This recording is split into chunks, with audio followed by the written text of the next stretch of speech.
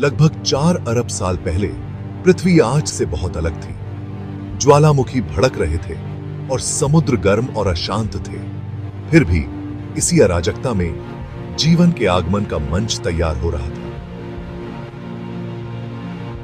वैज्ञानिकों का मानना है कि जीवन की शुरुआत समुद्र में हाइड्रोथर्मल वेंट्स के पास हुई थी। इन वेंट्स ने पहले ऑर्गेनिक मॉलिक्यूल्स को ऊर्जा और निर्माण के लिए जरूरी चीजें दी।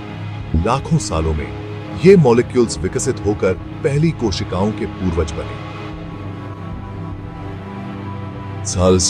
सही थे, जिसे अबायोजेनेसिस कहते हैं, निर्जीव पदार्थ से जीवन के उद्भव के रूप में जाना जाता है। अरबों वर्षों तक एक कोशिकीय जीव ही पृथ्वी के एकमात्र निवासी थे। फिर जीवन का एक नया रूप सामने आया, यूकेरियोटिक कोशिकाएं, जो अपनी आंतरिक संरचना से अलग थीं। इस नवोन्मेष ने अधिक जटिलता और बहुकोशिकीय जीवों को जन्म दिया। पहले बहुकोशिकीय जीव साधारण कोमल शरीर वाले जीव थे। समय के साथ वे विकसित और विविध हुए, जिससे कैम्ब्रियन विस्फोट हुआ। इस अवधि में विकासवादी नवाचार का एक अभूतपूर्व विस्फोट देखा गया। पानी से जमीन पर जीवन का परिवर्तन जीवन के सबसे चुनौतीपूर्ण कारनामों में से एक था। यह एक धीमी और जटिल प्रक्रिया थी, जिसमें लाखों साल लगे। जलीय जीवों को जमीन पर जीवित रहने के लिए कई बाधाओं को पार करना पड़ा। उन्हें नए वातावरण में अनुकूलन करना पड़ा, जिसमें श्वसन, गति और भोजन की खोज शामिल थी। लगभग 47 करोड़ साल पहले पायनियर पौधे थे। ये पौधे छोटे और सरल थे, लेकिन उन्होंने भूमि पर जीवन की नींव रखी। हरे शैवाल ने मीठे पानी के किनारों को बसाना शुरू कर दिया, पोषक तत्व निकालने और पानी की कमी को रोकने के लिए संरचनाओं का विकास किया। ये शैवाल धीरे धीरे अधिक जटिल पौधों में विकसित हुए। पौधों के स्थापित होने के साथ जानवरों ने पीछा किया, जिसकी शुरुआत कीड़ों और उभयचरों से हुई। कीड़े पहले भूमि पर आए और उनके बाद उभयचर आए। उभयचरों में हवा में सांस लेने के लिए फेफड़े थे, लेकिन प्रजनन के लिए अभी भी पानी पर निर्भर थे। वे जल और भूमि के बीच की कड़ी थे। भूमि के उपनिवेशीकरण ने ग्रह को बदल दिया, नए आवास और पारिस्थितिक तंत्र का निर्माण किया। इसने जीवन के विकास में एक महत्वपूर्ण मोड़ लाया, जिससे विविधता और जटिलता में वृद्धि हुई। मेसोजोइक युग, जिसे अक्सर सरीसृपों का युग कहा जाता है, 25.2 करोड़ से 6.6 करोड़ वर्ष पहले तक फैला था।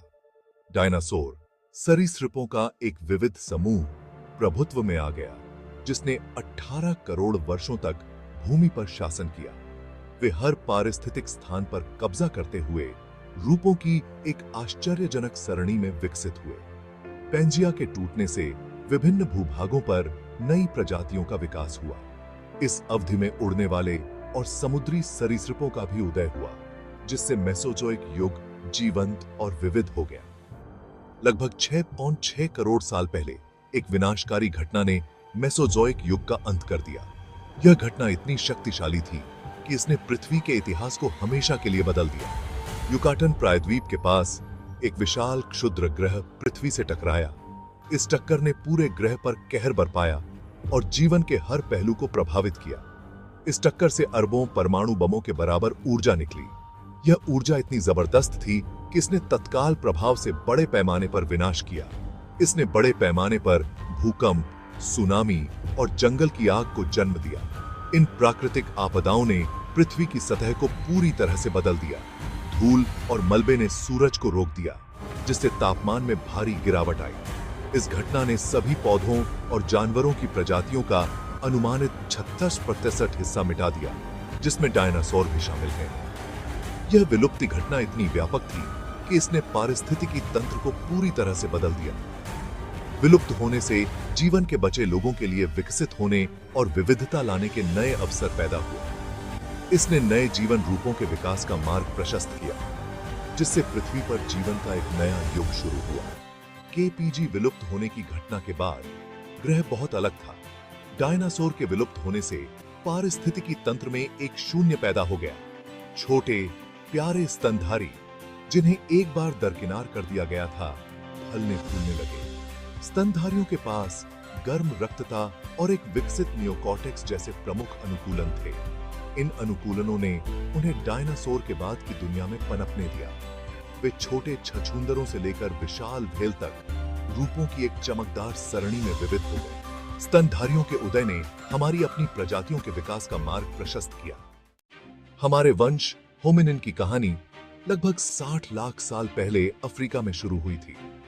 हमारे शुरुआती पूर्वज वानर जैसे जीव थे जो चिंपैंजी और गोरिल्ला की ओर जाने वाले वंश से अलग हो गए थे। इन प्रारंभिक होमिनिनों में द्विपादवाद और मस्तिष्क के आकार में वृद्धि हुई थी। द्विपादवाद ने उपकरण के उपयोग के लिए हाथों को मुक्त कर दिया, जबकि बड़े दिमाग ने जटिल सामाजिक संपर्क की अनुमति दी। लाखों वर्षों में होमिनिन वंश का विकास जारी रहा। नई प्रजातियां उभरी, प्रत्येक अद्वितीय अनुकूलन के साथ एक वंश अंततः एकमात्र उत्तरजीवी के रूप में उभरा। हमारी प्रजाति होमो सेपियंस 1000 साल पहले अफ्रीका में उभरी थी।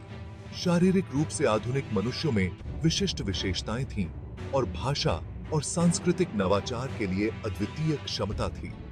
हमारे पूर्वज विभिन्न वातावरणों के अनुकूल होते हुए अफ्रीका से बाहर चले गए। लगभग 10,000 साल पहले कृषि के विकास ने एक महत्वपूर्ण मोड़ दिया। मानव बस गए, फसलों की खेती की और सभ्यताओं का गठन किया। लेखन के आविष्कार ने हमें इतिहास रिकॉर्ड करने और ज्ञान साझा करने की अनुमति दी। मानवीय सरलता से अनगिनत तकनीकी प्रगति हुई, जिससे हमारी दुनिया बदल गई। आज मानव पृथ्वी पर प्रमुख प्रजाति है। हम अपने चारों ओर की दुनिया को आकार देने में महत्वपूर्ण भूमिका निभाते हैं। ग्रह पर हमारा प्रभाव निर्विवाद है, परिदृश्यों को बदल रहा है और प्रजातियों को विलुप्त होने के लिए प्रेरित कर रहा है। हमारे उद्योग और विकास ने प्राकृतिक संसाधनों पर भारी दबाव डाला है। आज हम जो चुनाव करते हैं, वे हमारे ग्रह के भाग्य का फैसला करेंगे।